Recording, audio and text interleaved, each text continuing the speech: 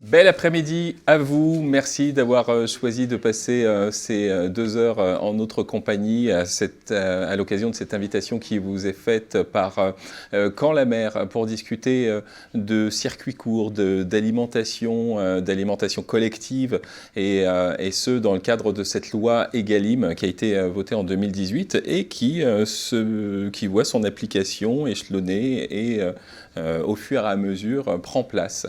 Nous allons justement voir comment la commande publique s'opère, se réalise dans notre secteur de Caen-la-Mer avec nos invités qui sont avec moi sur le plateau. Bérangère Glory, bonjour. Bonjour.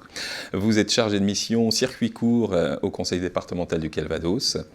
Et Benoît Butin, vous, bonjour. Bonjour. Vous êtes chef de service restauration à la ville de Caen.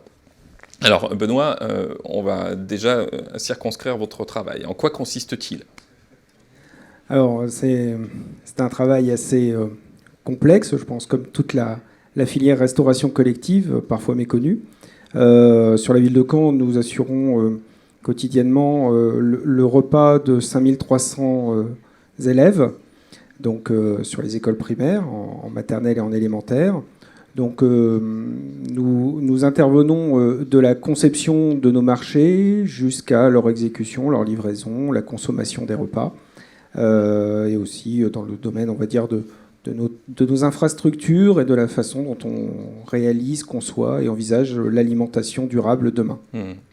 Et vous, Bérangère, alors, au conseil départemental, quel est votre travail ? En quoi consiste-t-il ? Alors, ma mission consiste à accompagner les collectivités qui souhaitent développer l'approvisionnement local de leur restauration scolaire et de favoriser la mise en relation entre les acheteurs professionnels et les producteurs. Et quelles sont les problématiques auxquelles vous faites face, du coup, justement, en rapport avec cette loi Egalim ? Alors c'est plutôt une méconnaissance des milieux, des uns et des autres. L'agriculteur ne connaît pas forcément le fonctionnement d'une restauration scolaire et les administratifs ne connaissent pas forcément l'organisation d'une exploitation agricole. Donc en fait c'est plutôt une méconnaissance des deux côtés et c'est pour ça qu'on organise différents types de manifestations et d'outils. Des rencontres ? Tout à fait, des rencontres notamment, pour que les uns et les autres connaissent les fonctionnements et puissent s'adapter et pouvoir travailler ensemble, comme besoin d'expliquer, pour développer leur collaboration. Voilà. Et ensuite, il y a tous les outils réglementaires aussi à maîtriser et à pouvoir utiliser pour mettre en place cette relation dans le cadre de la réglementation. Donc l'idée, c'est aussi de faire en sorte qu'il y ait une offre qui rencontre une demande. Tout à l'heure, Madame le maire parlait de cette difficulté. On a envie de faire manger nos enfants comme il faut, avec des aliments qui soient de qualité, mais il faut les trouver ici, en local. Et donc ça, votre travail, c'est aussi de repérer tous ces producteurs locaux et de les mettre en relation avec la demande. Tout à fait. Donc le département travaille avec la Chambre d'agriculture du Calvados et l'association Bio en Normandie, donc, qui promeut l'agriculture biologique locale. Et donc ces deux partenaires vont à la rencontre des producteurs, leur expliquent les agréments nécessaires pour travailler avec une restauration collective, identifient les volumes, leur capacité de livraison et cette connaissance permet d'élaborer des sourcings qui va correspondre aux besoins de la restauration scolaire. Et donc le travail de la restauration scolaire, c'est d'identifier ces besoins, les volumes en yaourt par exemple achetés sur une année scolaire, etc. Et les partenaires vont dire, dans votre secteur, en effet, on a un producteur qui va être en capacité de répondre à vos besoins. Vous, Benoît, justement, cette rencontre avec les producteurs, elle a été importante ? Oui, tout à fait. Je crois qu'il faut, dans le cadre des évolutions liées à l'alimentation durable et de qualité, il faut se connaître, se rencontrer et aussi changer nos pratiques. Nous, ça a été, dans le cadre de nos marchés mis en œuvre au début d'année 2021, un gros travail de sourcing, de connaissances. Il ne faut pas demander, dans le cadre des marchés publics, quelque chose qui n'existe pas. Donc, qu'est-ce qui existe sur notre territoire ? Qu'est-ce qui se fait à côté de chez nous ? Qu'est-ce qui correspond aussi à notre besoin ? Car tous les formats, tous les conditionnements ne sont pas aussi forcément adaptés à la restauration collective. Et comme le disait Madame Glory, c'est une connaissance réciproque de nos habitudes de fonctionnement. Donc, nous, on a remis en cause la structuration de nos marchés, même nos menus, pour s'adapter de façon plus favorable à une alimentation de qualité et de plus en plus issue du territoire local. Alors, quand on a préparé, vous avez parlé de rationalisation. Quand vous êtes arrivé, vous avez rationalisé. Alors, comment est-ce qu'on rationalise dans une cuisine? Bien, je crois que rationaliser, ça fait tout de suite un terme, on a l'impression très industriel. Très industriel, on a l'impression qu'on va couper les coûts, qu'on va sabrer à droite à gauche. Je crois que pour se développer, il faut déjà être harmonieux. Donc l'harmonie, c'est aussi quelque chose à laquelle on aspire au travers de cette alimentation de qualité. L'harmonie de production, la façon de travailler ensemble sur des mêmes process. Alors la ville de Caen avait un fonctionnement un petit peu particulier, fait de cuisine, alors pour les spécialistes, en liaison froide, en liaison chaude, des productions sur place. Donc l'idée, c'était, et c'est d'ailleurs, on est toujours en cours de cette phase qu'on appelle entre nous la modernisation de la restauration scolaire, c'est d'harmoniser autour d'un seul et même process. En faisant cela, on regroupe aussi nos capacités de production. Et en regroupant nos capacités de production, on diminue le nombre de points de livraison. Et le nombre de points de livraison, dans cette connaissance réciproque avec notre territoire et nos agriculteurs, c'est quelque chose qu'on avait identifié comme un frein à leur participation. C'est-à-dire que, encore au début d'année, fin d'année dernière, début d'année, nous étions sur 11 points de production et de livraison qui ne rencontraient pas d'adhésion en termes logistiques.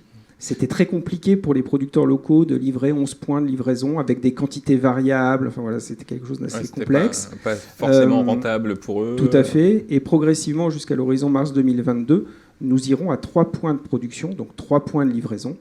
Et là, du coup, eh bien, la démarche aussi locale, du fait de cette massification de notre production, eh bien, a attiré nos partenaires locaux. On parlait des yaourts, alors on va parler que des laitages, mais c'est valable sur d'autres filières. Mais typiquement, c'est un partenariat qui nous fait grandir mutuellement avec nos 5300 repas. Quand on commande des yaourts, bien, ça représente pour le producteur, l'agriculteur qui conçoit ces yaourts fermiers, pas loin de 3 jours de travail.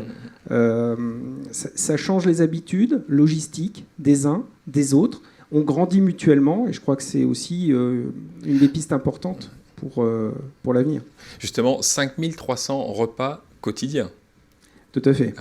Ça veut donc dire qu'il faut une logistique particulière. Comment on gère ça ? En plus, j'imagine que vous pouvez avoir des malades, vous pouvez avoir des enfants qui, au dernier moment, se désistent. Comment on gère tous ces repas dans une commune comme Caen? Alors, bizarrement, on pourrait croire que en ayant de nombreux points de production et de nombreux points de consommation, puisque nous, ça représente 30 écoles où on consomme les repas, le fait de réunir cette production et de la concevoir à un seul endroit fait que le manque dans une école de 10 élèves par-ci ou 5 élèves par-là est atténué par le fait de produire en grand nombre. Alors c'est très particulier à notre structure. En fait, voilà, tout à fait. C'est-à-dire qu'on a aussi modifié notre règlement intérieur de la restauration scolaire pour donner plus de flexibilité lors de l'inscription ou de l'éventuelle désinscription des enfants par les parents. Donc ensuite, on arrive en termes de globalité à pouvoir répartir la destination des repas. Donc c'est un travail... j'ai un credo que j'aime particulièrement, c'est pour ne pas jeter, il ne faut pas produire. Donc on commence par cette gestion des effectifs en amont, règlement intérieur pour s'inscrire, travail fin sur nos effectifs attendus, sur les grammages aussi, on l'a évoqué sur la table ronde précédente, c'est important. Les recommandations qui sont faites dans le cadre de la restauration collective sont parfois, et sur tel ou tel type de produit, un peu élevées. Donc il ne faut pas hésiter à les moduler, à tout en gardant bien sûr cette diversité qui fait aussi l'éducation des enfants. Donc vous n'avez plus qu'un centre de production, une cuisine centrale? Alors en fait, on en aura 3 à terme. Voilà. C'est aussi une contrainte bâtimentaire qui fait qu'aujourd'hui, avec les réglementations en vigueur, avoir une cuisine de production, c'est aussi avoir un outil très, presque, je dirais, technologique.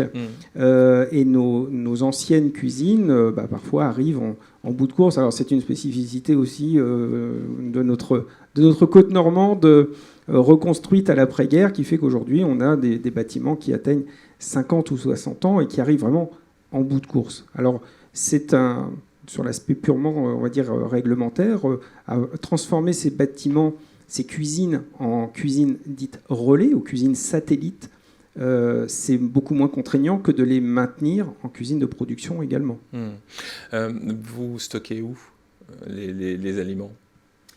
Alors, c'est une... Parce que j'imagine que pour produire en aussi grande quantité, il faut produire en amont, stocker. Enfin, je sais pas, moi je... Tout à fait. Alors, je parlais tout à l'heure de changer nos habitudes. Le fait de produire de moindres lieux et en plus grande quantité a nécessité aussi de modifier notre filière logistique interne. Ouais. Alors, parfois, les habitudes ont la vie dure et il faut, en tout cas, dans notre structuration, on avait des délais de commandes, d'appellation de nos fournisseurs pour agréger nos commandes sur plusieurs jours. Alors si on rajoute le temps de production, le temps de livraison, si on leur dit qu'on agrège les besoins sur 8 jours, on arrive finalement à 15 jours, 3 semaines. Donc effectivement, ça remplit les magasins plus que de raison. Donc nous, on s'est rendu aussi beaucoup plus flexible dans cette démarche. Et on est descendu aujourd'hui, on appelle entre 1 et 3 jours. Alors typiquement, il y a peu, on a connu un épisode de fermeture des écoles. Ouais. Je parlais tout à l'heure de production de yaourts qui prennent 3 jours. Eh bien, le premier jour, on tâtonnait, on ne savait pas trop si on allait fermer, pas fermer. Donc on a produit 1000 yaourts sur les 5300. Et puis le soir, on a dit avec notre partenaire, on ne produit pas le reste, on laisse le lait dans les cuves, on ne fait pas. Donc cette flexibilité aussi par rapport aux produits de qualité permet de maintenir le produit de qualité. Un autre exemple, dans nos menus, on fait appel à ce qu'on appelle des bêtes à l'équilibre. C'est-à-dire que dans la connaissance réciproque de nos filières, pour reprendre ce qu'on évoquait au début, il faut savoir que chez un producteur, quand on prend des pièces de bœuf, un bœuf, c'est constitué en gros de 3 parties pour schématiser, des pièces à sauter, des rôtis et des steaks. Alors quand on fait appel à un gros faiseur de restauration, effectivement, on peut appeler 5300 parts de sauté, mais quelque part, il faut se dire que chez un producteur, eh bien, il y a une autre valorisation des rôtis et des steaks. Nous, aujourd'hui, on va chez des producteurs de l'Orne ou de l'Eure, dans le cadre de nos marchés, acheter des bêtes dites à l'équilibre, c'est-à-dire qu'on achète l'intégralité de la bête.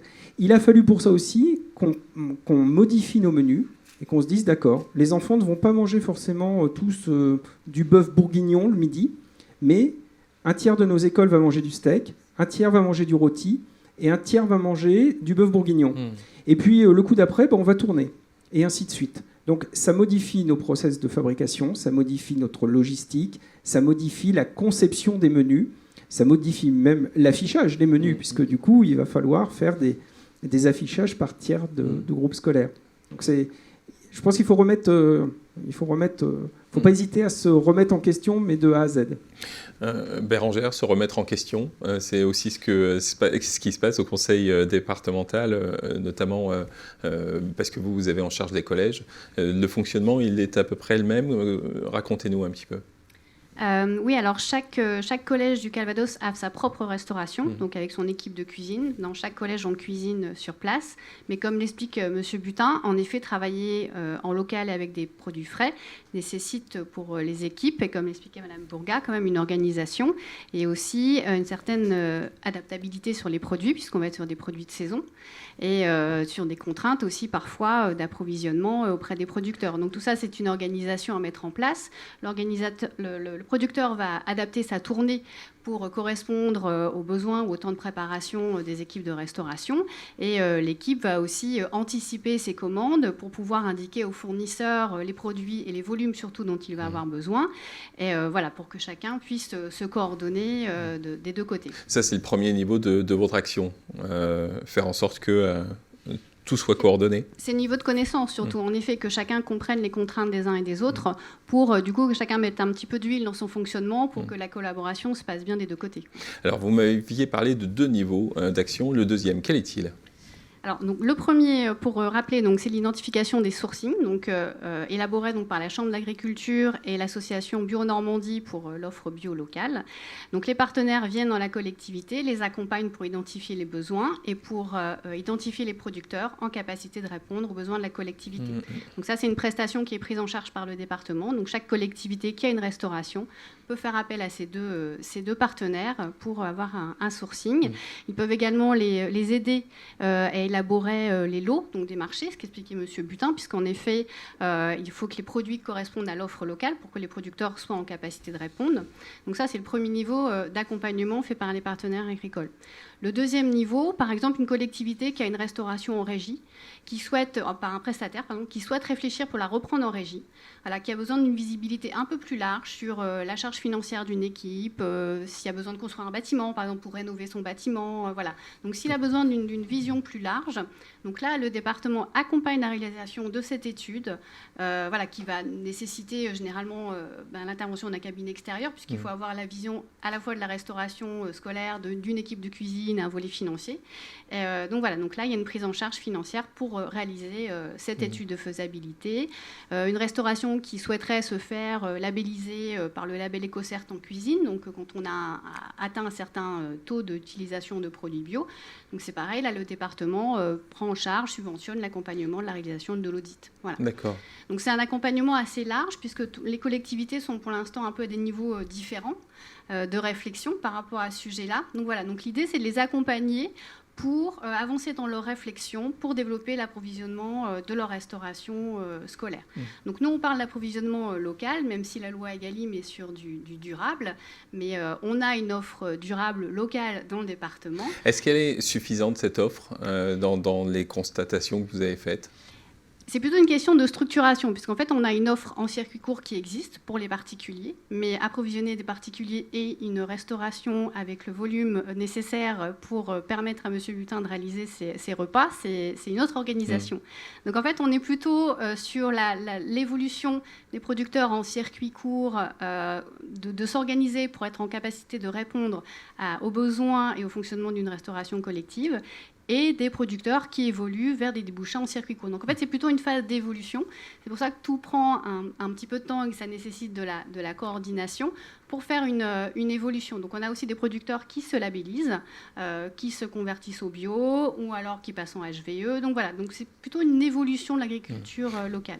Est-ce que vous avez le sentiment que nous sommes rentrés dans un cycle qui est vertueux puisque vous organisez les rencontres? Est-ce que ces rencontres, elles ont lieu? Est-ce que vous sentez que ça match? Tout à fait. Donc là, on organise une rencontre le 31 mai entre des acheteurs et des professionnels de la restauration. Donc justement, on a des producteurs qui viennent présenter leur offre aux acheteurs. Et on voit vraiment qu'il y a une volonté maintenant de part et d'autre de s'organiser et de chercher à avoir une collaboration efficace des deux côtés. Donc on est vraiment en effet dans une dynamique. Les efforts se font des deux côtés. Les collectivités adaptent leur marché autant que possible pour répondre à l'offre locale. le producteur est obligé de se soumettre à la réglementation et répondre à un marché voilà, avec toute la complexité que ça peut avoir pour lui. Et là aussi, les partenaires agricoles l'accompagnent pour répondre au marché d'un point de vue réglementaire. Donc voilà, donc on a une vraie en effet dynamique et volonté maintenant de part et d'autre. Benoît Butin, même si vous rationalisez, vous faites en sorte que tout soit parfaitement organisé, j'imagine qu'il reste quand même quelques pertes. Qu'est-ce que vous en faites ? Alors, je dirais que si on fait bien notre métier, on ne doit pas avoir trop de pertes. Mais il en reste toujours, effectivement. On peut constater à l'échelle, par exemple, de nos 30 restaurants scolaires, que sur un plat identique, la consommation selon les différentes écoles n'est pas uniforme. Donc, on va avoir bien sûr du déchet, mais là qui est, on va dire, du déchet qui a été présenté. Donc là, inévitable, direction la poubelle. Après, si on avait des denrées qui sont préparées, mais qui ne sont, on va dire, du surplus. Admettons demain, voilà, un cas de Covid généralisé dans une école, et puis on se retrouve avec 500 parts sur les bras. La difficulté qu'on peut rencontrer, c'est déjà la fréquence à laquelle on pourrait faire du don alimentaire, puisque nous, on s'est rapproché, on va bientôt signer une convention avec la Banque alimentaire, mais notre façon de produire en liaison froide fait que sur une semaine de restauration scolaire, on n'aurait déjà qu'une journée sur laquelle on pourrait donner pour respecter la limite dite de J+3, donc avec la consommation à plus de 3 jours. Ensuite, nous préfigurons au niveau de la ville de Caen le passage à Egalim sur ce qui est des contenants en plastique, puisque nous sommes actuellement en train de finaliser le passage au tout inox. Et là, nous sommes confrontés à une autre difficulté toute réglementaire, c'est que lorsque le plat est cuisiné et abaissé en température dans un plat inox, on ne peut pas le reconditionner. Or, pour faire du don alimentaire, la banque alimentaire, elle souhaite des portions individuelles, des portions de type famille, 4, 6, et bien sûr, pour ne pas donner des plats en inox, des plats en plastique thermoscellés. Donc, c'est la grande difficulté de la gestion du don alimentaire en cas de surplus. C'est ce reconditionnement qui ne nous est pas autorisé. Et finalement, une forme d'inadéquation entre la volonté toute vertueuse et la réglementation de l'autre côté. Ouais, qui ne l'avait peut-être pas pensé. Oui, il y a d'autres sujets sur lesquels tout n'est pas forcément encore... on dirait que sur lesquels les planètes ne sont pas forcément toutes alignées, mais effectivement, c'en est une. Alors, j'ai des questions pour vous qui sont arrivées. Pour vous, Benoît, votre démarche ou certaines de vos actions sont-elles transposables dans une petite commune ? Alors, oui, tout est, tout est transposable. Après... ça dépend de l'ambition. Alors déjà, je pense qu'il faut être effectivement ambitieux. Nous avons, lors de la construction de nos lots de marché public, repensé complètement cette structuration. Avant, on avait des lots conventionnels dans lesquels figurait un petit peu de bio. Aujourd'hui, on a des lots bio, des lots de produits labellisés et des lots conventionnels qui, en fait, sont un petit peu devenus la 5e roue du carrosse.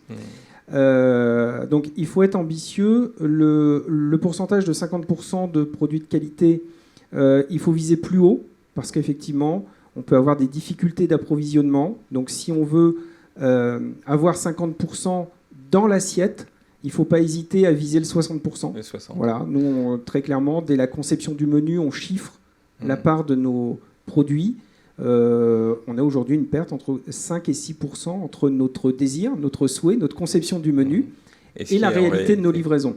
Donc après, les filières ne seront pas forcément les mêmes, mais si on prend l'exemple encore de nos yaourts, qui vont devenir le produit phare de la journée, si on prend l'exemple du yaourt, je crois que faire fabriquer 5300 yaourts à un ou deux agriculteurs, parce que en l'occurrence c'est le cas, permet aussi de décloisonner toute une filière, toute une logistique, certaines habitudes, et de là peut demain servir des structures plus petites. C'est sûr que tout le monde ne sort pas de 5300 repas par jour, et il faut adapter son sourcing, il faut adapter ces filières. Déjà, pour une petite commune, j'imagine que la rencontre, déjà, ça c'est possible, on peut l'appliquer, hein, qu'on soit une grande commune ou pas. En revanche, acheter une vache ou un bœuf et se le partager, ça va être plus compliqué pour une petite commune. Ça va être beaucoup plus compliqué tout de suite.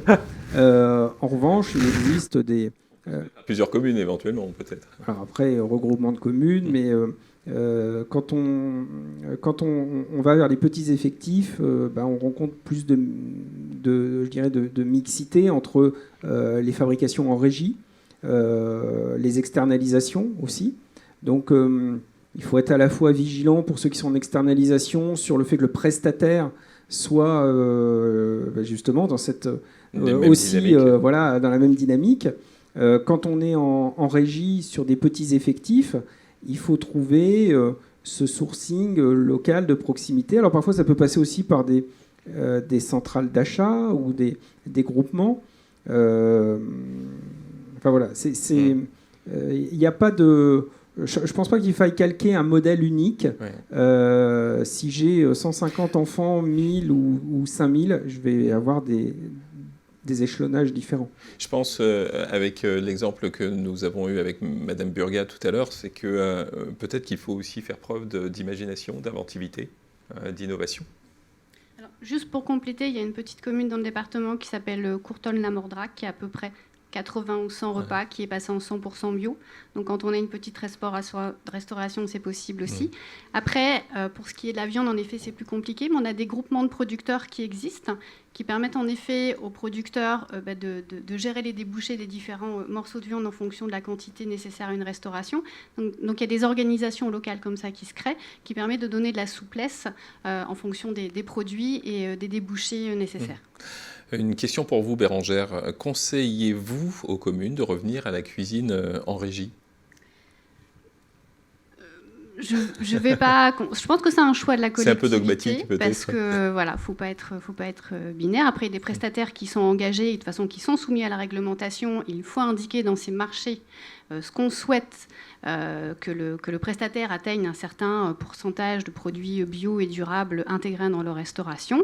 Voilà, c'est un travail différent puisque du coup, c'est pas une équipe de cuisine qui dépend de la collectivité. Donc en fait, c'est plutôt un choix d'organisation, un choix d'effectifs, un choix de fonctionnement en fait. Voilà. C'est pas forcément mieux ou moins bien. On a une maîtrise totale quand on est en régie. On maîtrise différemment quand on est avec un prestataire. Voilà, mais quand on est avec un prestataire, il faut très très bien travailler ses marchés, voilà, pour lui fixer les objectifs que la collectivité souhaite atteindre. Une autre question pour vous, est-ce que la Chambre d'agriculture a une liste des producteurs et des exploitants et que l'on peut contacter ? Alors, on a élaboré une cartographie au département. Donc voilà, tout à fait. Donc, en partenariat avec la Chambre d'agriculture et l'association Bio Normandie. Donc, vous avez à la fois l'offre locale durable, donc sous signe de qualité, et l'offre bio. Voilà. Et on la retrouve où, cette cartographie ? Sur le site du département, mais je pourrais vous envoyer les liens pour que vous puissiez y accéder. Puisque donc, du coup, il y a l'offre qui permet de répondre à Egalim en local et l'offre locale pour acheter au-delà de vos 50%, il reste 50% à trouver. Voilà, donc vous pouvez acheter des produits locaux qui ne sont pas encore Egalim, mais qui restent un soutien à l'agriculture locale. Très bien, merci à vous. Alors, la loi Egalim, on l'a vu avec vous, à partir du 1er janvier 2022, va imposer aux restaurations collectives d'avoir au moins 50% de produits durables et de qualité, donc au moins 20% biologiques. Alors, le principe est louable, mais comme vous le disiez, il faut pouvoir rencontrer les producteurs. Quel est l'état de la production ici en Normandie ? Quel est le maillage sur ce territoire des producteurs ? Est-ce qu'on peut les trouver près de chez soi ? Eh bien, on va le découvrir dans quelques instants avec nos invités suivants. Quant à vous, bien, je vous remercie d'être passé là sur le plateau et de nous avoir transmis un petit peu vos expériences et vos conseils. Merci à vous.